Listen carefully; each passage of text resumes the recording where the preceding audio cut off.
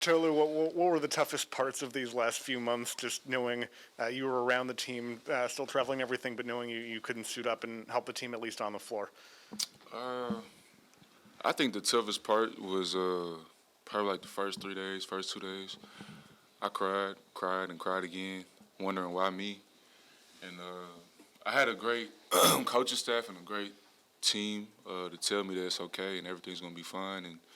Uh, and now I'm here. You know, life moves fast, and I'm sitting here playing basketball again. So I'm blessed. I'm highly favored. And I'm excited for our team. Paul, go ahead. Got one for Tolu and one for Trey. I guess Tolu, when you got on the court for the first time, any butterflies, jitters, or just get right back in it? So I told myself I wasn't gonna have no jitters when I got in. And when I got in, it was like a little roar when I walked on. So I kind of had a little chill, but then Coach James made sure I lock in. So that's cool. Trey, obviously you got some extended playing time today and found your rhythm again.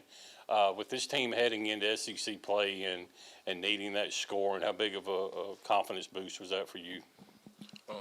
Pretty good, especially just being able to just know I still just can help my team, just be there for them, being a great teammate, and them being great teammates to me as well, motivating me, making sure I still have a level head and being able to give me the confidence to continue to make those shots and play on both ends of the court with them. So. We'll go Justin, front row middle. Tolu, you obviously had a unique perspective watching the game from the sideline this first month and a half. What did you maybe notice during that time about the best way you can help this team, immediately with your debut and then going forward?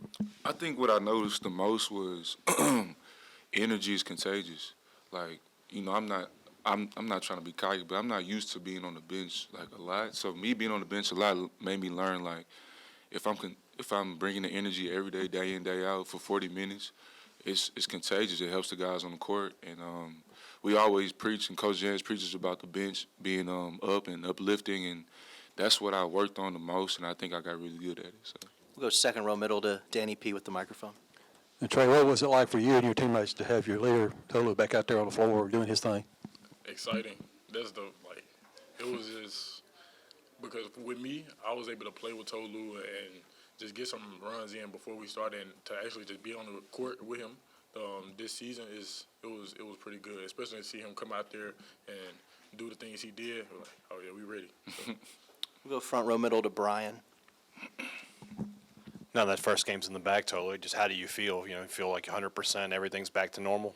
Yeah, I feel good. Obviously, you got some nicks and knacks, and just got to keep getting better, keep getting back in shape, game shape. It's a difference between practice shape and game shape. So the more games I play, obviously, I'm going to get better shape. So. Couple more for the players if you got them. Raise your hand. We'll go back to Paul. Obviously, I know you said you didn't like sitting on the bench, but being able to watch what Jimmy did in your absence and knowing the advantage you guys could have in the post coming in SEC play, what were your thoughts on Jimmy and moving forward? Man, it's great. It's great to have somebody like him side by side, and we always have these discussions like when I'm out or he's out, one of us are in. Like it's no let up. It's no let up for the other team, and that's what we plan to do. And like I said, the coaching staff did an amazing job of recruiting and bringing a great player like him in. So, Justin, go ahead and wrap us up.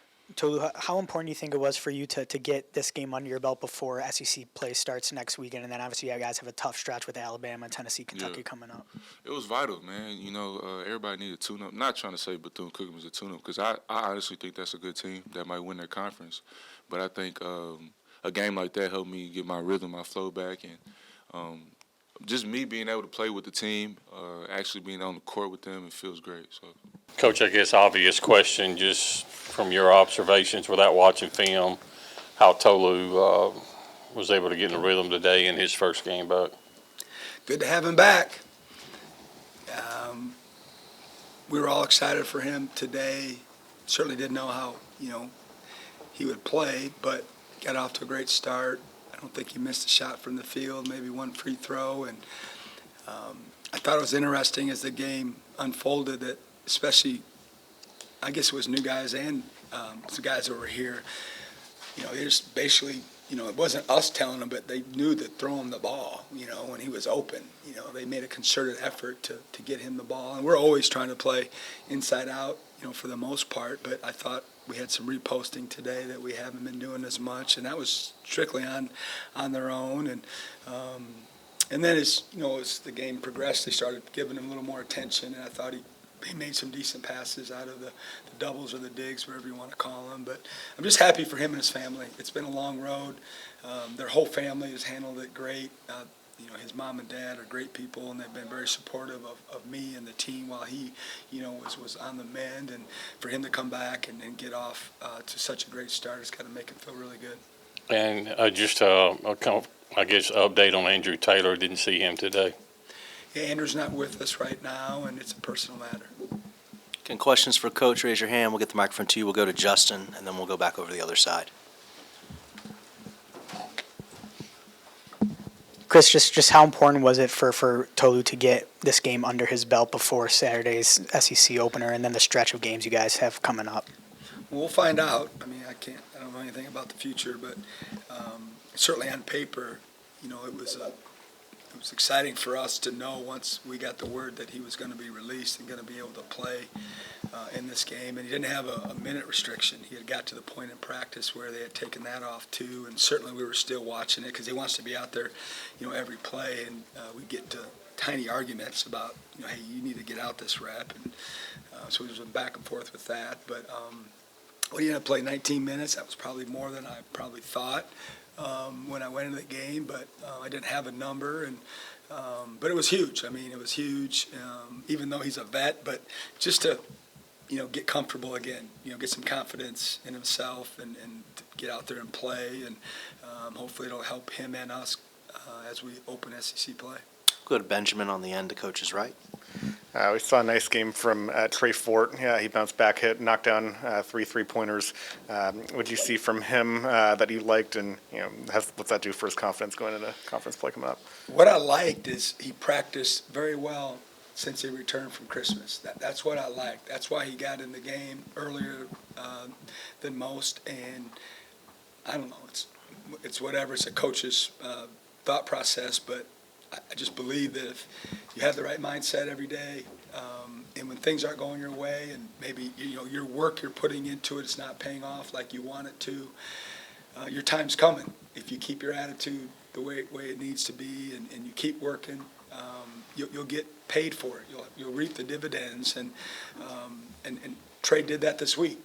Since he's been back, he's had more focus. He's tried to defend and play the way we want him to play, and not necessarily the way he thinks he should play. And he's certainly got a lot of ability. You can see that on the court, and especially when he can just jump up there and knock him down. I mean, that's a big shot in the arm for us, and it gives us more spacing on the court. And but his clock is more determined by the other end. He can't be a weak link for us. He's got to buy into it all the time. And I can't imagine that this can't make him feel really good going forward, that he knows what he needs to do now. We'll go to Tanner, second row middle. Coach, the rotation with Tolu and Jimmy today, how well do you think that worked today, and how big is that kind of consistent post presence going to be when you guys get into conference play? It's a good question. I haven't figured it out yet. It's going to be a work in progress.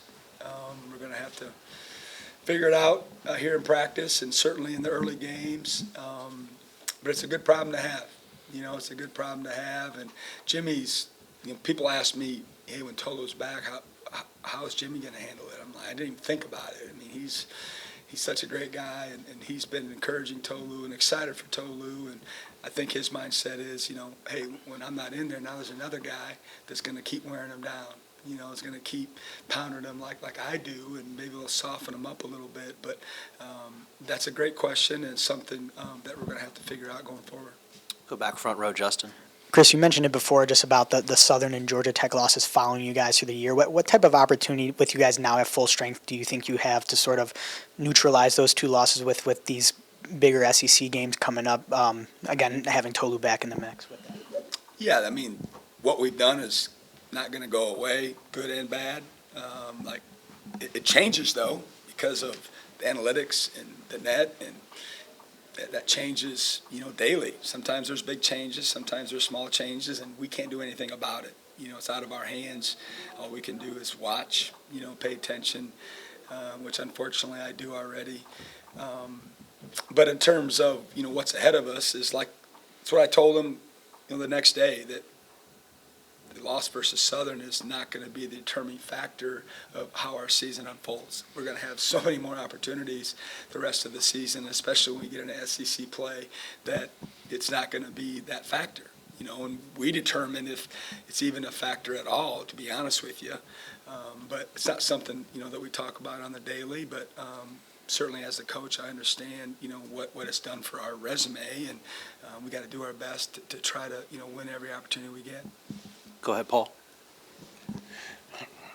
I kind of probably know your answer before I even ask this Why are you question. going to ask me? I just got to. Isn't that the only dumb question, the one you know I the know, answer to? I know you go into every game wanting to win the game and trying to win every game, but knowing Tolu was out for the first 12 games and this team being 10-2, is that record what you thought it would be with Tolu being out, or No. is this team where you thought it would be? I thought we'd win every